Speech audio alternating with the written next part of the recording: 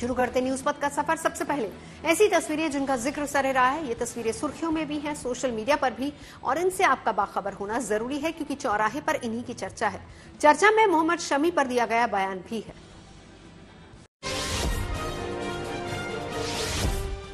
प्रधानमंत्री नरेंद्र मोदी ने उत्तराखंड के उत्तरकाशी में मां गंगा के शीतकालीन गद्दी स्थल मुखवा मंदिर में पूजा अर्चना की। साथ ही उन्होंने हर्षिल में ट्रैक और बाइक रैली को भी हरी झंडी दिखाई। वहीं अपने दौरे में पीएम ने शीतकालीन पर्यटन कार्यक्रम में भी हिस्सा लिया। यहाँ प्रधानमंत्री ने ये भी कहा कि उत्तराखंड में कोई ऑफ सीजन नहीं होना चाहिए, हर मौसम में पर्यटन चालू रहना चाहिए। मैच के दौरान टीम इंडिया के क्रिकेटर मोहम्मद शमी के रोजा न रखने को लेकर बरेली में एक मौलाना ने आपत्ति जताई। दरअसल मैच में शमी का जूस पीने का एक वीडियो वायरल हुआ, जिसको लेकर ऑल इंडिया मुस्लिम जमात के राष्ट्रीय अध्यक्ष मौलाना शहाबुद्दीन रजवी ने ये बयान दिया और कहा कि इस्लाम में रोजे को फर्ज करार दिया गया है। ऐसे में रोजा न रखकर शमी ने बहुत बड़ा गुनाह किया। हालांकि इस्लामिक सेंटर ऑफ इंडिया के चेयरमैन मौलाना खालिद रशीद फिरंगी महली ने शमी का बचाव किया और कहा कि इस तरह की बात करना गलत है। इस तरह के बयान से खिलाड़ी की मानसिक स्थिति कमजोर हो सकती है। गुजरात में प्रधानमंत्री नरेंद्र मोदी की सुरक्षा का जिम्मा महिलाएं संभालेंगी। दरअसल पीएम का ये दौरा 8 मार्च को अंतर्राष्ट्रीय महिला दिवस के मौके पर होगा। ऐसे में गुजरात पुलिस ने ये पहल की। इस महासम्मेलन में 1.5 लाख से ज्यादा लखपति दीदी शामिल होंगी। इसी कार्यक्रम की सुरक्षा में सभी महिला पुलिसकर्मी तैनात रहेंगी। गृह राज्य मंत्री हर्ष संघवी के मुताबिक हेलीपैड से लेकर जनसभा स्थल तक की सुरक्षा की पूरी जिम्मेदारी गुजरात पुलिस की महिला पुलिस अधिकारी करेंगी। इतना ही नहीं, ये कोऑर्डिनेशन और मॉनिटरिंग का जिम्मा भी गृह सचिव निपुणा तोरवणे संभालेंगी। एक रेलवे कर्मचारी को चलती ट्रेन से कूड़ा बाहर फेंकना महंगा पड़ गया। सोशल मीडिया पर इससे जुड़ा एक वीडियो वायरल हुआ, जिसके बाद रेलवे ने इस कर्मचारी को नौकरी से हटा दिया। साथ ही कॉन्ट्रैक्टर पर जुर्माना भी लगाया। ये मामला ट्रेन नंबर 04115 का है, जब वो 28 फरवरी को मुंबई से प्रयागराज जा रही थी। जिंदगी का सफर सुहाना हो, इसके लिए सावधान रहना जरूरी है। रोजमर्रा की आपाधापी में कुछ देर बैठकर सोचना समझना भी जरूरी है कि आपके आसपास क्या हो रहा है और जो कुछ भी हो रहा है उससे हमारी जिंदगी, हमारा परिवार कैसे प्रभावित हो सकता है। इसीलिए हॉर्न बजाकर बाखबर करने वाली खबर जरूरी हो जाती है। और आज की खबर मध्य प्रदेश के बोर्ड परीक्षाओं में साइबर ठगी से जुड़ी हुई है। इन दिनों बोर्ड परीक्षाओं का समय चल रहा है और स्टूडेंट्स जहां एक तरफ मन लगाकर बोर्ड एग्जाम की तैयारी कर रहे हैं, तो वहीं दूसरी तरफ साइबर क्रिमिनल्स भी सक्रिय हो गए और इसीलिए बोर्ड एग्जाम से पहले पुलिस ने एडवाइजरी जारी कर दी है और इस मामले में साइबर पुलिस ने 2 आरोपियों को गिरफ्तार किया है। ऐसे में जरूरी है कि एग्जाम से पहले पेपर मुहैया कराने वाले साइबर क्रिमिनल्स के झांसे में आने से पहले खुद भी सतर्क हो जाएं और दूसरों को भी सावधान रहने के लिए हॉर्न बजाएं।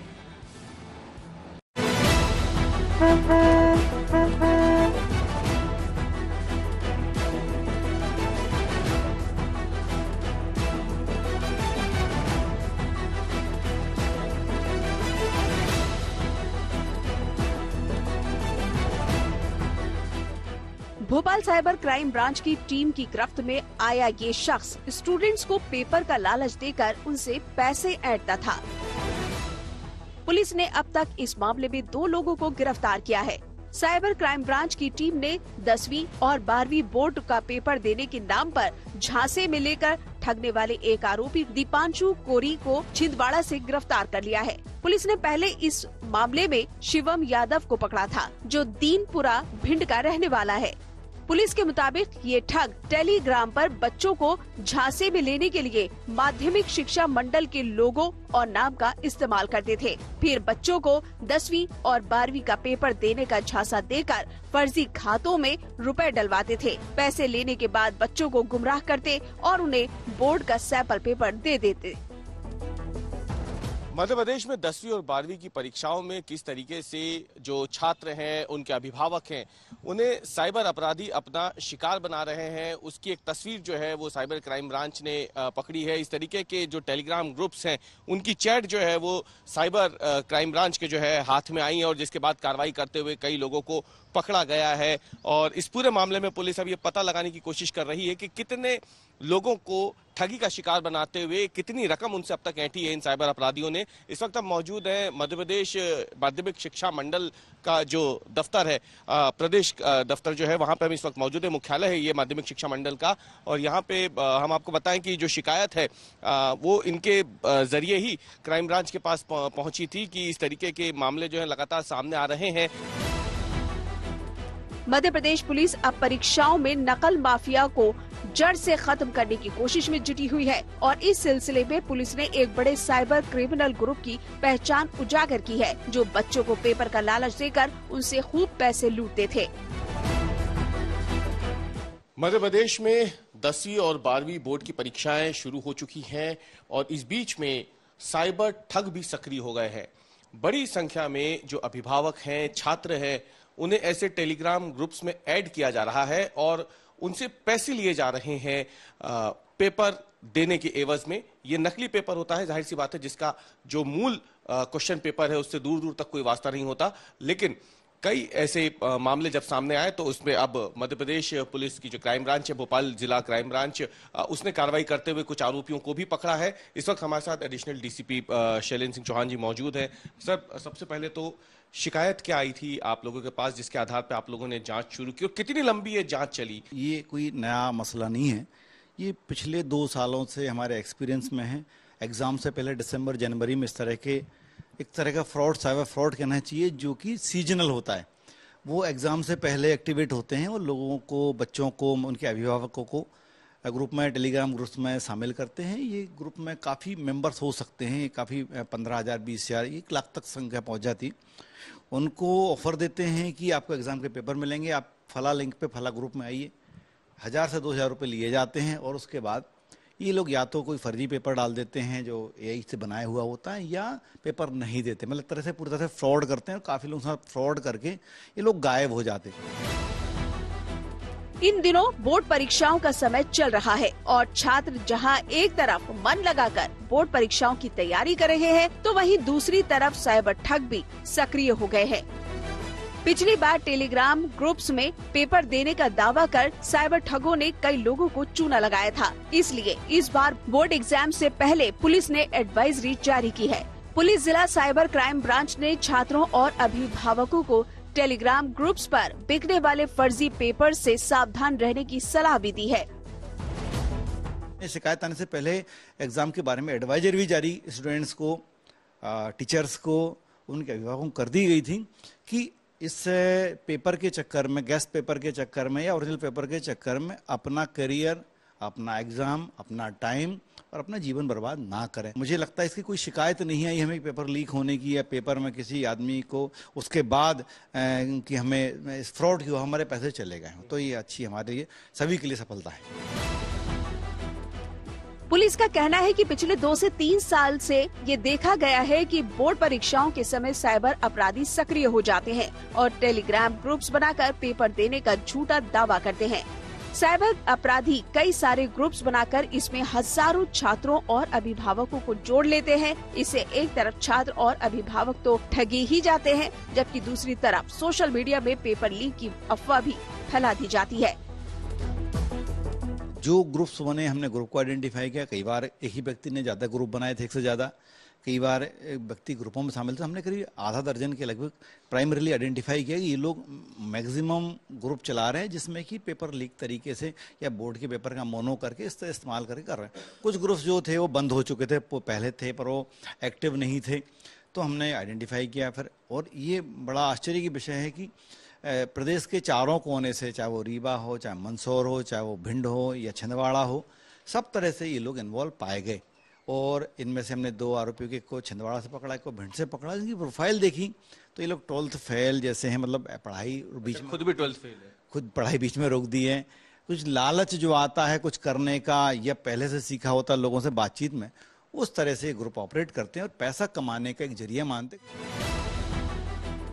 आरोपी टेलीग्राम ऐप पर माध्यमिक शिक्षा मंडल के नाम से लोगों का प्रयोग कर टेलीग्राम ग्रुप @MP बोर्ड ऑफिशियलिटी और @MP बोर्ड ऑफिशियल्स बनाकर इसमें 10वीं और 12वीं के बच्चों को वार्षिक परीक्षा के प्रश्न पत्र उपलब्ध कराने का झांसा देते थे।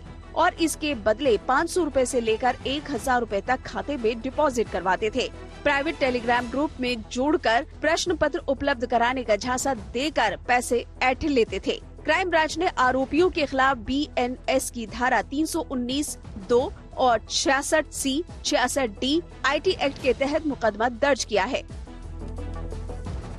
साइबर क्राइम ब्रांच के खुलासे के बाद तो ये साफ हो ही गया है कि 10वीं और 12वीं बोर्ड की परीक्षाओं में ठगी करने वाले साइबर क्रिमिनल्स की कड़ी नजर है। ऐसे में जरूरी है कि एग्जाम से पहले पेपर मुहैया कराने वाले साइबर क्रिमिनल्स के झांसे में आने से पहले खुद सतर्क हो जाएं और दूसरों को सावधान करने के लिए हॉर्न बजाएं।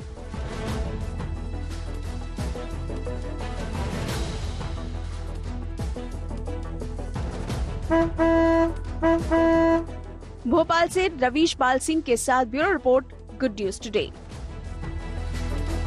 आतंकी तहव्वुर राणा की नई चाल, चलते हैं न्यूज एक्सप्रेसवे पर, जहां देश भर की कुछ और जरूरी खबरें मौजूद हैं। मुंबई हमले के गुनहगार पाकिस्तानी मूल के आतंकी तहव्वुर हुसैन राणा ने अमेरिका में एक और चाल चली ताकि उसका भारत प्रत्यर्पण टल सके। दरअसल उसने वहां की सुप्रीम कोर्ट में एक याचिका दायर की और अपने प्रत्यर्पण पर रोक लगाने की मांग की। कनाडा के नागरिक तहव्वुर ने दलील दी कि वो अलग अलग वजहों से भारत में सरवाइव नहीं कर पाएगा, इसलिए उसके प्रत्यर्पण को तत्काल रोक दिया जाए। वहीं सूत्रों के हवाले से खबर है कि तहव्वुर को लाने के लिए भारतीय एजेंसियों ने अमेरिकी कानून विभाग को दस्तावेज सौंप दिए हैं। उत्तर प्रदेश के संभल में सीओ अनुज चौधरी ने रमजान और होली को लेकर एक पीस कमेटी की बैठक की। इसमें उन्होंने कहा कि जो लोग होली के रंग खेलने की क्षमता न रखते हो वो घर के अंदर ही नमाज पढ़ें। असल में ये होली शुक्रवार को है और इस दिन जुम्मे की नमाज भी होती है। ऐसे में पीस कमेटी की बैठक में अनुज चौधरी ने कहा कि जुम्मे साल में 52 बार आते हैं और होली साल में एक बार ही आती है। सीओ ने साफ किया कि शांति व्यवस्था किसी भी तरीके से बिगड़ने नहीं दी जाएगी। आप ईद भी अपना आराम से मनाना उसी तरीके से।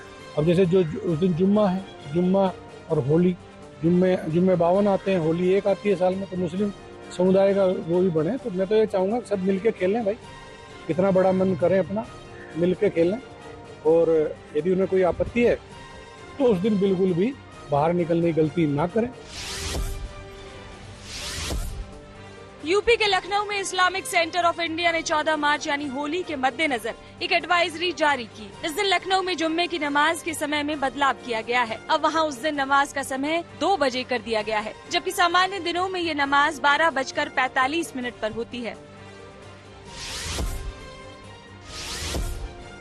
हिमाचल प्रदेश के चंबा से लैंडस्लाइड का एक वीडियो सामने आया। इसमें एक पहाड़ी का काफी हिस्सा खिसकता दिख रहा है। ये मामला चंबा तीसा सड़क मार्ग का है। इस दौरान पहाड़ को दरकता देख लोग जान बचा के भागने लगे। राहत की बात ये रही कि इस घटना में कोई बड़ा नुकसान नहीं हुआ। वहीं प्रशासन ने भूस्खलन के बाद सड़क खोलने का काम शुरू कर दिया। हरियाणा के करनाल में एक शादी समारोह चर्चा में आ गया। दरअसल यहाँ बारात एक हेलीकॉप्टर पर आई और फिर दुल्हन की विदाई भी हेलीकॉप्टर से ही हुई। दूल्हे का छोटा भाई ऑस्ट्रेलिया में रहता है। उसका सपना था कि बड़े भाई की बारात हेलीकॉप्टर पर जाए। ऐसे में उसने ये तरीका अपनाया।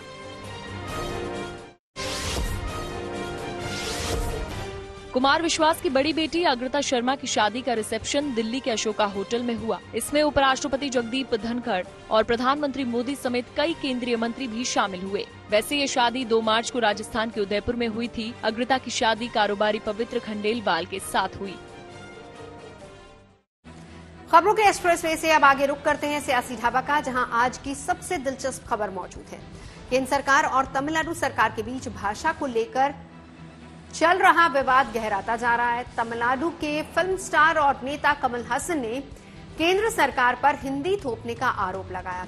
उन्होंने अपने आरोपों में एक नया शब्द भी गढ़ा है और कहा है कि बीजेपी दक्षिणी राज्यों को हिंदिया बनाने की कोशिश कर रही है। वहीं केंद्रीय शिक्षा मंत्री धर्मेंद्र प्रधान ने तमिलनाडु को राजनीति से ऊपर उठने के लिए कहा, तो तमिलनाडु के मुख्यमंत्री स्टालिन और कमल हासन ने हल्ला बोल दिया।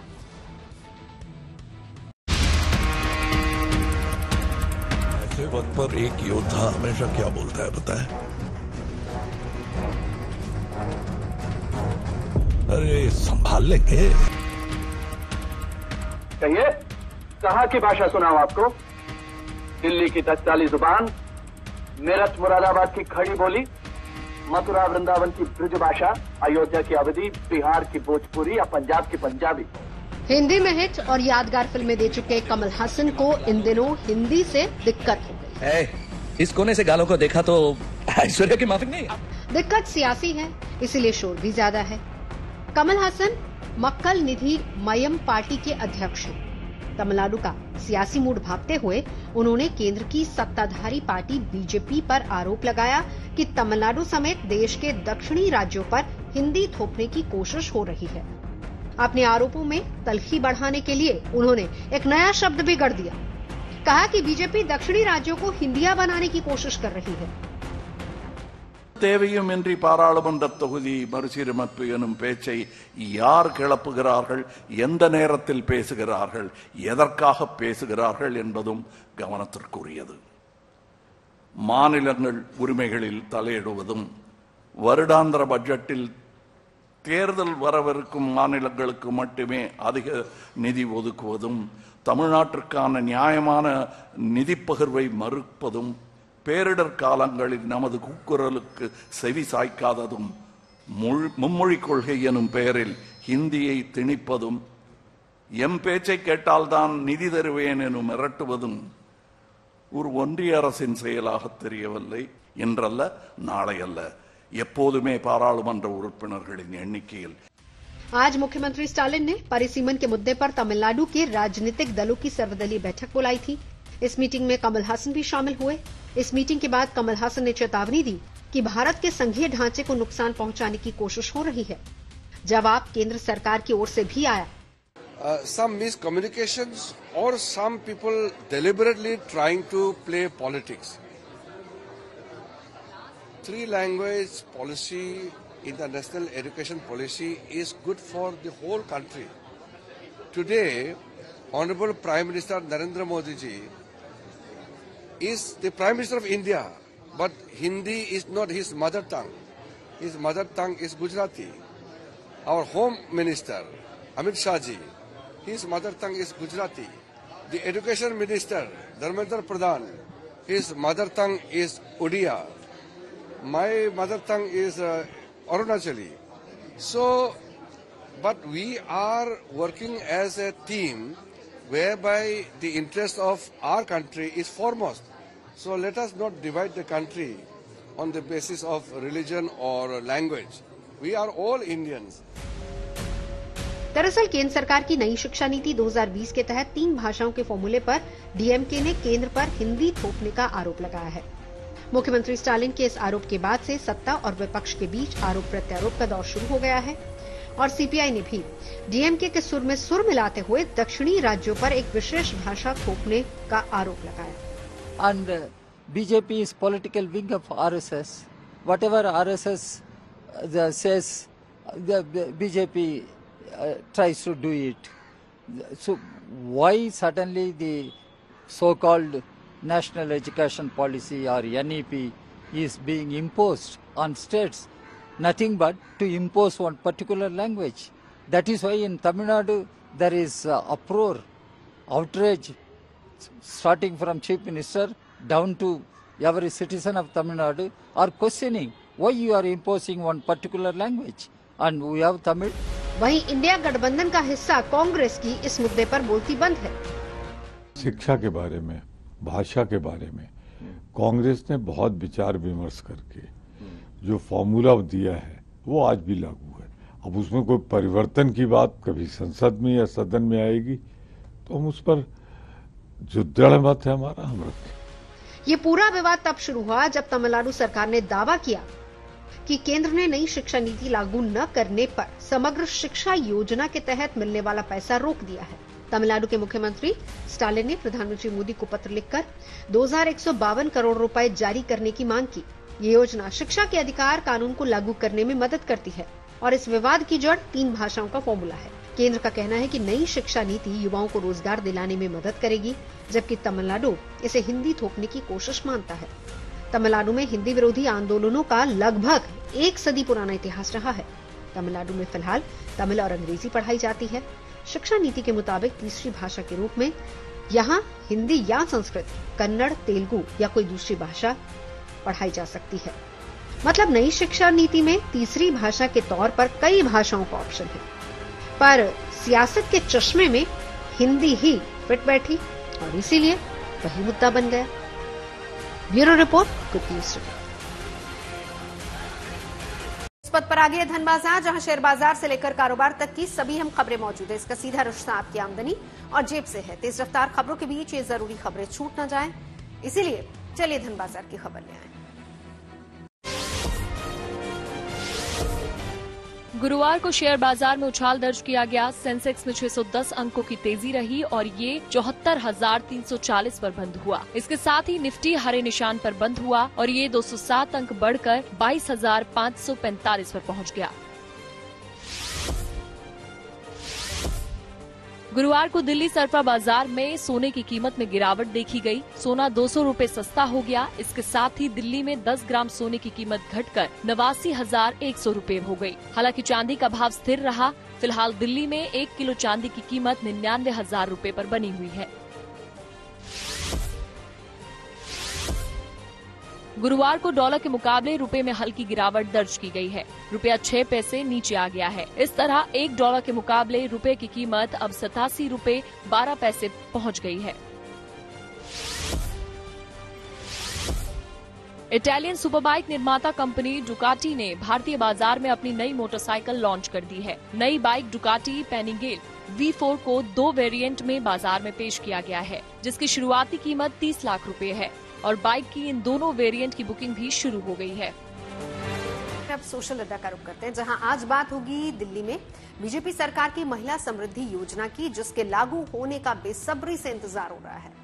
दिल्ली से किए बीजेपी के बड़े चुनावी वायदों में ये योजना भी शामिल है। मीडिया रिपोर्ट्स के मुताबिक दिल्ली में महिला समृद्धि योजना को लागू करने के लिए बीजेपी सरकार तैयारी में जुटी है। इस योजना के तहत दिल्ली में ऐसी महिलाओं को हर महीने 2500 रुपए मिलेंगे जिनके घर की सालाना आय 3 लाख रुपए से कम है। इसके साथ ही लाभार्थी की उम्र 18 से 60 साल के बीच होनी चाहिए और वो सरकार से कोई दूसरी आर्थिक मदद न ले रही हो। चुनाव के दौरान प्रधानमंत्री मोदी ने वायदा किया था कि ये स्कीम 8 मार्च को अंतर्राष्ट्रीय महिला दिवस तक लागू हो जाएगी। माना जा रहा है कि दिल्ली सरकार की इस योजना के लिए लाभार्थी महिलाओं की संख्या 20 लाख तक हो सकती है।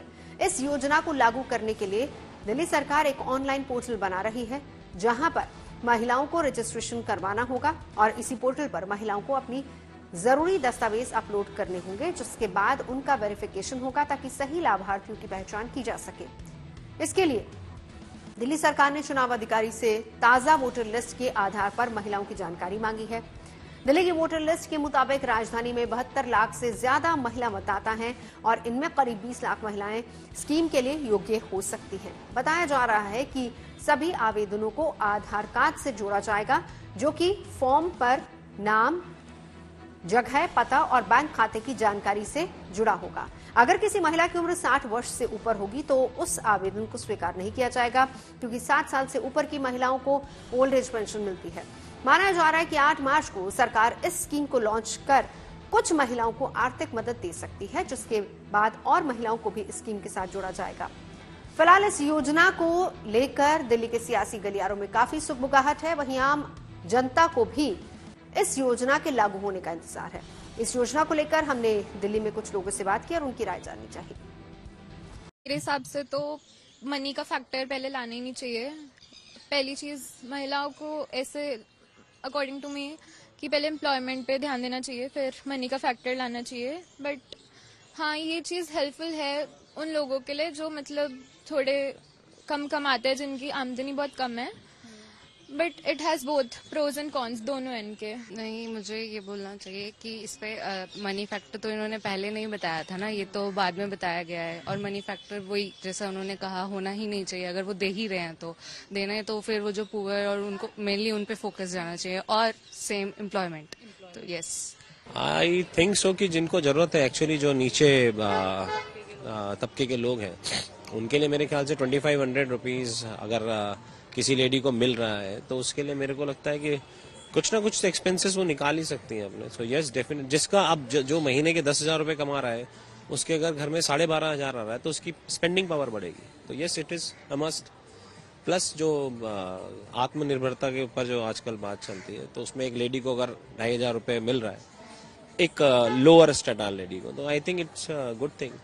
महिलाओं के लिए ये योजना बहुत अहम है, बिकॉज अब आप देखिए कि जरूरी नहीं है कि सभी महिलाओं को सेम पे मिलती है। जिनके लिए ये एक छोटा सा अमाउंट भी मिल रहा है, उसके लिए बहुत जरूरी है ये एक घर खर्ची निकालना। ये बहुत जरूरी है कि वो इस अमाउंट को अपने घर के लिए किसी काम के लिए यूज कर सकती है, अपने पर्सनल यूज के लिए यूज कर सकती है। आजकल जो खर्चे हैं वो इतने बढ़ गए हैं कि ये एक छोटा सा अमाउंट भी उनकी लाइफ में कुछ चेंज ला सकता है। तो ये सब बातें हमें पहले गवर्नमेंट ने नहीं बताई थी, रिवील नहीं करी थी कि किसको कितना मिलना चाहिए, फिर क्या एलिजिबिलिटी है, क्या एलिजिबिलिटी क्राइटेरिया है कि किसके अंदर वो लोगों को आना चाहिए।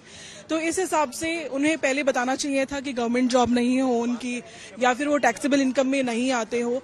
अगर बोला है कि हर घर में आना चाहिए, हर औरत को मिलना चाहिए, तो वो हर औरत को मिलना चाहिए, वो उसका अधिकार है। लेकिन आप उस अधिकार को वोट होने के बाद में, सरकार आने के बाद में चेंज नहीं कर सकते हैं।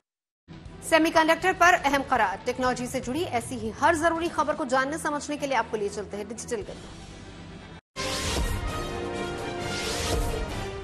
सेमीकंडक्टर के क्षेत्र में एक बड़ा करार हुआ। गुजरात के धोलेरा में सेमीकंडक्टर फैब प्रोजेक्ट को लेकर करीब 91,000 करोड़ रुपए से ज्यादा का निवेश किया जाएगा। ये करार India semiconductor mission, Tata electronics और टाटा सेमीकंडक्टर मैन्युफैक्चरिंग के बीच हुआ है। इस मौके पर गुजरात के सीएम भूपेंद्र पटेल भी मौजूद रहे।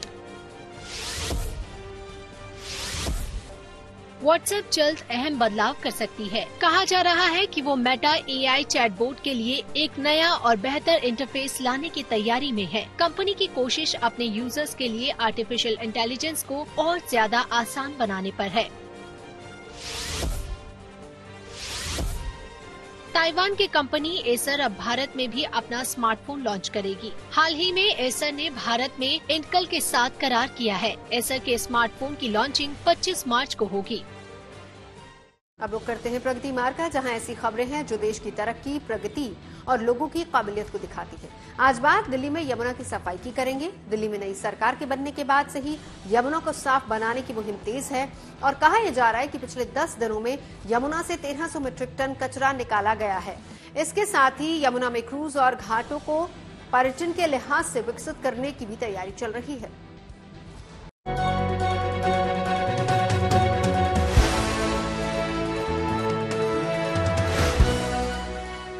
राजधानी दिल्ली में यमुना की साफ सफाई का काम अब जोर पकड़ने लगा है। सिग्नेचर ब्रिज, ITO छठ घाट से लेकर ओखला बैराज तक यमुना की तस्वीर अब बदलने लगी है। दिल्ली सरकार की अगुवाई में यमुना की सफाई का जिम्मा कई विभागों ने उठा रखा है। इसके लिए दिल्ली जल बोर्ड, सिंचाई एवं बाढ़ नियंत्रण विभाग, दिल्ली नगर निगम और PWD समेत कई विभाग मिलकर काम कर रहे हैं। भले ही अभी यमुना का दूषित पानी साफ नहीं हुआ है, लेकिन यमुना में तैरने वाले कचरे को निकालने का काम शुरू कर दिया गया है और ITO घाट पर कचरे को रोकने के लिए नदी में प्लास्टिक के बूम लगाए गए हैं। इस वक्त हम ITO में यमुना घाट पर मौजूद हैं और यहाँ पर आप देखिए, आप जानते हैं कि लंबे समय से यमुना को साफ करने की कवायद की जा रही थी और उसी कवायद का एक हिस्सा है कि यहाँ पर इस तरह से बूम लगाए गए हैं ताकि उस तरफ से जो भी कूड़ा कचरा आए इस बूम के जरिए रुक जाए और फिर कर्मचारी उसको हटाकर साफ कर दें। इसका मकसद ये था कि जो कूड़ा है, जो कचरा है, चाहे वो जलकुंभी क्यों ना हो, वो इस पॉइंट से आगे ना बढ़े और पानी में कम से कम गंदगी दिखाई ना पड़े। चूंकि दिल्ली विधानसभा चुनाव में बीजेपी ने जनता से यमुना की सफाई का वादा किया था, ऐसे में सरकार बनाने के बाद से ही बीजेपी लगातार यमुना की सफाई के वादे को पूरा करने में जुटी है और 3 साल के भीतर यमुना को पूरी तरह से साफ करने का दिल्ली सरकार ने लक्ष्य रखा है। दिल्ली सरकार में मंत्री प्रदेश वर्मा लगातार यमुना की साफ सफाई का निरीक्षण कर रहे हैं और उन्होंने दावा किया कि पिछले 10 दिनों में यमुना से 1300 मीट्रिक टन कचरा निकाला गया है। हमारी यमुना में जो 18 बड़े नाले गिरते हैं, तो इनमें जो STP हैं उनकी कैपेसिटी को बढ़ाना, नए STP को लगाना, ताकि जितना भी वेस्ट जो आता है पूरे दिल्ली का यमुना में गिरता है उसको पहले ट्रीट कर क्लीन कर उसके बाद में ये वो यहाँ पे यमुना में गिरे। कहा यह भी जा रहा है कि यमुना को लेकर दिल्ली सरकार ने मास्टर प्लान तैयार कर लिया है। मसलन यमुना में क्रूज सेवा शुरू करने की योजना है। पिकअप और ड्रॉप पॉइंट्स पर रेस्टोरेंट भी बनाए जाएंगे। साथ ही यमुना घाटों को पर्यटन और सांस्कृतिक केंद्र के तौर पर विकसित किया जाएगा। साबरमती रिवर फ्रंट की तर्ज पर यमुना को भी स्वच्छ रिवर फ्रंट बनाने की योजना है और प्रदूषण रोकने के लिए दिल्ली के सभी नालों को सीवेज ट्रीटमेंट प्लांट से जोड़ा जाएगा। में आपने देखा कि यमुना की सफाई का काम भी हो गया है। अभी हम जैसे घाट पर बैठे हैं, यहाँ पे अगर 1 महीना पहले आते तो कितना गंदगी होती थी, कूड़ा होता था। साथ में इसका भी काम हो गया है। डीडीए द्वारा यहाँ पे यमुना रिवर फ्रंट बने, ये भी काम शुरू हो गया है। सारी लैंड को ईयर मार्क हो गया, जितनी भी इंक्रोचमेंट्स है उनको भी हटाया जाएगा। जाहिर है राजधानी दिल्ली में पिछले कुछ सालों में यमुना नदी में प्रदूषण का स्तर बढ़ा है, लेकिन अब उम्मीद यही की जा रही है कि अगले कुछ सालों में यमुना अपने पुराने और स्वच्छ स्वरूप में दिल्ली वासियों के लिए लाइफलाइन बनकर लौट आएगी। दिल्ली से मनीष चौरसिया के साथ bureau report, good news today. News पथ में मेरी यानी नवजोत रंधावा के साथ अभी के लिए बस इतना ही। देश और दुनिया की तमाम अच्छी खबरों के लिए आप देखते रहिए गुड न्यूज टुडे।